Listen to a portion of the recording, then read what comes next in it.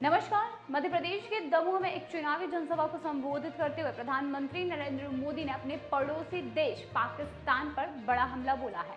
प्रधानमंत्री मोदी ने कहा कि आतंक का सप्लायर देश आज आटे की सप्लाई के लिए तरस रहा है। उन्होंने ये भी कहा कि इस समय दुनिया में जंग का माहौल है और दुनिया में युद्ध के बादल छाए हुए हैं। हर जगह पर उथल पुथल मची हुई है। ऐसे में हमारा भारत दुनिया में सबसे तेजी से विकसित हो रहा है। प्रधानमंत्री मोदी ने कहा कि जब दुनिया में जंग का माहौल तो देश में मजबूत सरकार का होना बेहद जरूरी है। ये चुनाव भारत को महाशक्ति बनाने का चुनाव है। ये चुनाव भारत के भविष्य का चुनाव है। आगे आने वाली पीढ़ी का भविष्य सुरक्षित करने का चुनाव है। आज विश्व में भारत की जय जयकार हो रही है। वहीं आज देश में वो भाजपा सरकार है जो ना किसी से दबती है और ना किसी के सामने झुकती है। प्रधानमंत्री मोदी ने यह भी कहा कि हमारा राष्ट्र प्रथम का सिद्धांत है और भारत को सस्ता तेल मिले, इसीलिए हमने देश हित में फैसला लिया।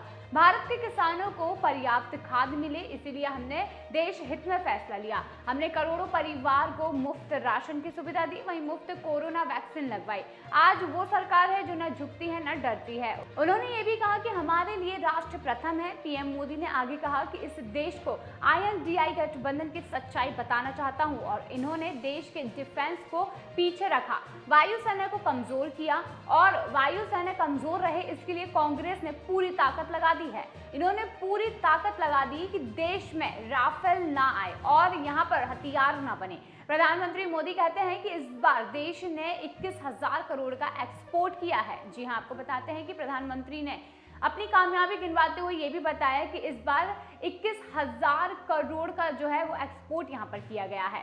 वो बताते हैं कि अब हम ब्रह्मोस मिसाइल भी दे रहे हैं। यानी कि पीएम मोदी ने ये बताया है कि परिवारवादी और भ्रष्टाचारी नेताओं को मोदी की गारंटी बेचने और उन्हें बेचकर जो वो आगे बढ़ना चाहती है वो हम नहीं होने देंगे। और वे कहते हैं कि अगर तीसरी बार भाजपा की सरकार बनी तो आग लग जाएगी। INDI गठबंधन के लोग मोदी को आए दिन धमकियां दे रहे हैं, लेकिन मोदी इनकी धमकियों से ना पहले डरा है और ना ही कभी डर सकता है। पीएम मोदी ने यह कहा कि कांग्रेस और इंडिया अलायंस वाले हमारी आस्था का अपमान करने में जुटे हुए हैं। पीएम मोदी कहते हैं कि ये लोग कहते हैं कि हमारा सनातन डेंगू मलेरिया है। अयोध्या में जो राम मंदिर बना है उसके भी ये घोर विरोधी हैं। ये लोग भगवान श्री राम की पूजा को पाखंड बताते हैं।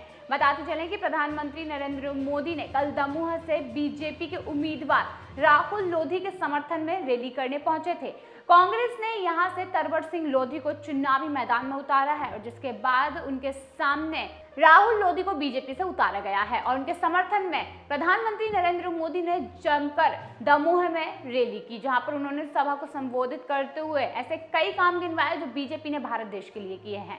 आपको बता देते हैं कि इस बार चुनाव जो है वो काफी टक्कर का देखने का मिल रहा है, क्योंकि यहाँ पर अगर बीजेपी पूरी कोशिश कर रही है तो कहीं ना कहीं कांग्रेस भी अपनी पुरजोर ताकत लगा दे रही है। लेकिन आपको फिर भी बताते हैं कि जो कांग्रेस है वो अभी भी कहीं ना कहीं पीछे नजर आ रही है, क्योंकि जहां पर सभा होनी चाहिए वहां पर समय से कांग्रेस सभा नहीं कर पाई है। अपने जो लोग थे चुनावी रण में उन्हें उतार नहीं पाई थी। तो आपको क्या लगता है? और ऐसा माना जाता है कि यहाँ पर बीजेपी से ज्यादा ताकतवर अभी फिलहाल की स्थिति में कोई नहीं है, यानी कि कांग्रेस की स्थिति भी इस बार नीचे की तरफ दिखाई दे रही है।